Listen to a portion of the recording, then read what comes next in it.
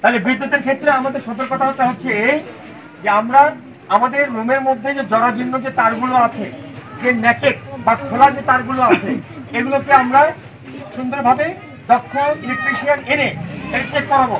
আমি আবারও বলি, আজকের 500 টাকা বা আজকের 1000 টাকা যে খরচ হবে, এটা যে আপনাদের কাছে বার্ডেন মনে হচ্ছে, এই 500-1000 টাকা খরচের চাইতে কিন্তু আপনি কিন্তু লক্ষ লক্ষ টাকার জিনিস কিন্তু আপনি হারাবেন। আপনার বসত ঘর, আপনার শোয়ার রুম, আপনার ব্যবহৃত জিনিসপত্র সব কিন্তু পুরো ছাই হয়ে যাবে।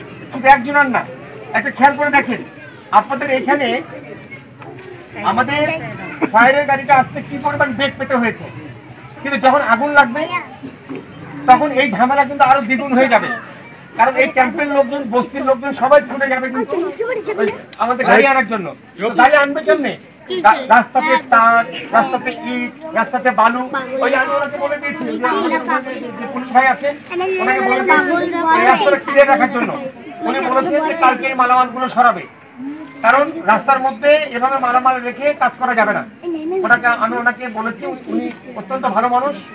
আমি বলা মাত্রই উনি সাথে সাথে আমাকে বলেছে যে আমি এগুলো আগামীকালকে আমরা এগুলো সরি করবো। তারপরেও আমি ওনাকে বলেছি যে আগামীকাল তো 24 ঘন্টা, এই আগুনের কিন্তু 1 মিনিটের কোনো গ্যারান্টি নাই।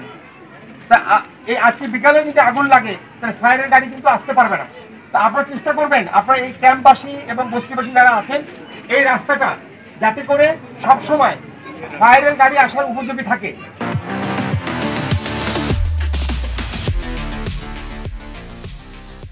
যাই ব্যবহার করি না কেন, এটার প্রকৃত যে রক্ষণাবেক্ষণ, গ্যাসের যদি লাইন হয়, সেই লাইনটাকে আপনারা আজকেই বিকেলে কোনো দক্ষ কোনো গ্যাসের মিস্ত্রি এনে এটাকে চেক করে নেন যে গ্যাসের কোথাও লিকেজ আছে কিনা।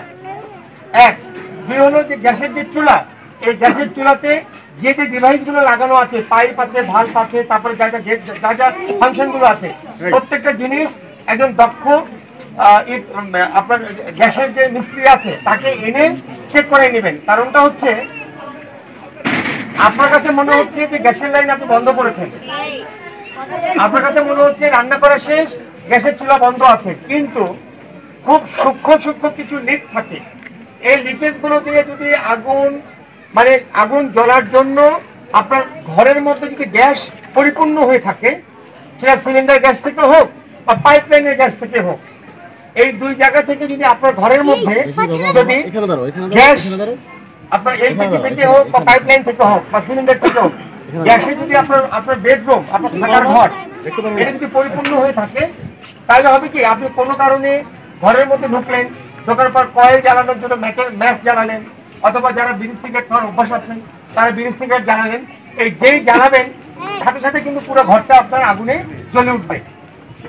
যে কারণে আমি আপনাদের মাধ্যমে এখানে আজকে সবাই উপস্থিত নাই, আমি মনে করি যে আজকে যারা এখানে উপস্থিত আছেন তাদের মাধ্যমে আমি এই স্কুল ক্যাম্পের যারা বাসিন্দা রয়েছেন ওনারা এবং আমাদের কচুক্ষেত বস্তি, এই দুই মহল্লা বা দুই বাসিন্দা যারা আছেন দুই এলাকায়, তাদের সবাইকে এই মেসেজটা দিতে চাচ্ছি যে আপনাদের রান্নাঘরের যে গ্যাসের চুলা, এই চুলার যাবতীয় ফাংশন, আমি আবারও বলছি, চুলার সুইচ, চুলার পাইপ, চুলার নাট বল্টু যা যা আছে, চুলার সাথে যাবতীয় যা যা আছে সবকিছু আপনারা আজকের মধ্যে বিকালের দিকে সবাই যার মতো করে চেক করে নেবেন, যাতে কোথাও কোনো লিক না হয়।